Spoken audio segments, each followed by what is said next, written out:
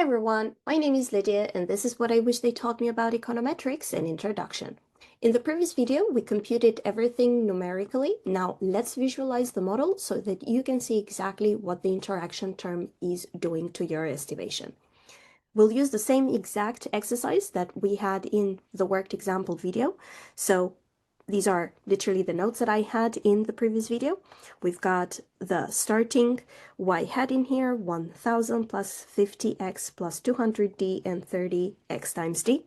We computed case by case and we ended up finding two fitted lines, one for the unemployed people, which is the y hat here, 1000 plus 50x, and then for the employed people, which is the y hat equal to 1200 plus 80x.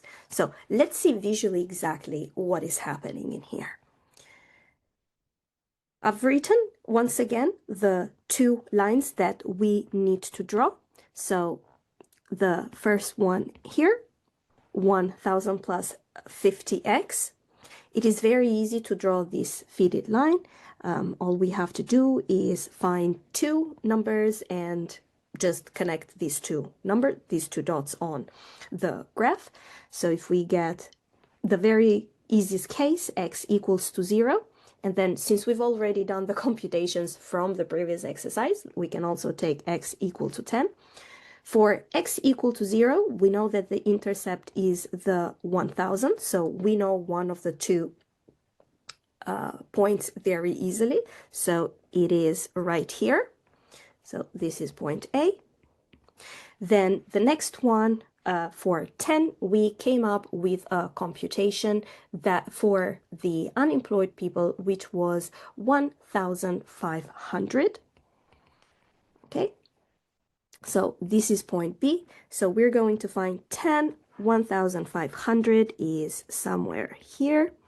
So if we keep going up until the 10, this is where our point B is. Now all that we need to do is simply connect these 2 points, and this is the fitted line for unemployed. We're going to do exactly the same process for the other line.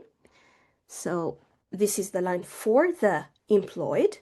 We can use exactly the same reasoning, and in here we can build another small table, y and x. We know that when x is 0, the intercept is 1200, so that is, let's say, our point C, and we know point C is going to be right here. So very clearly already from the graph, we can see this is the shift in intercept that happens due to the dummy.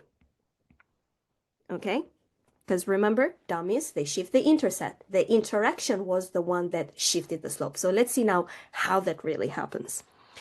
So the other computation that we made also for the second group is that when you have 10 years of education, the y is 2000. So we're just going to call this point D. If we find this is on top of B in here, but where we've got y equals to 2000, so point D would have been right here. Now let's connect C and D and see how these two lines appear with one another. We can see very clearly that they are really not parallel. Okay, if they were really parallel, then I can take this orange line in here and just like move it parallel. Okay, and I'm also going to put it dashed so that you don't get distracted. So if they were really parallel, this is where the line for the fitted line for the employed would have been. However, very clearly here, they are not parallel. Okay, so the slopes are definitely not the same. So this being the fitted line for employed. Okay, so from here, we have clearly seen visually that not only there is a shift in the intercept, but there is also a difference in the slopes. And this here is the difference in the slopes because the two lines are not parallel. And that difference in the slopes in here is that beta 3 hat that we have seen, it's the 30, okay?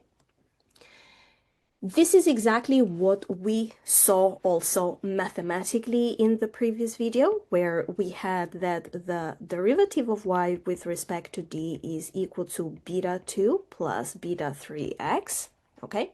So the group difference also depends on the x, because look here, for years of education 10, okay, the difference is this much, okay? However, look now what happens when we have a difference of for 5 years of education. Now the difference is this much. So as you can see, the two arrows are really, like, the differences are not really the same, because on top of like there being a difference between employed and unemployed, that difference also depends on your x, okay? So without the interaction terms, the lines would be parallel, and you wouldn't get the extra information that you need to make the distinctions between the groups. Interaction terms make regression lines non-parallel by allowing this different slope to differ across the groups. Now that we've seen this visually, we're ready to move to the most general case. So stay tuned, and I'll see you in the next video.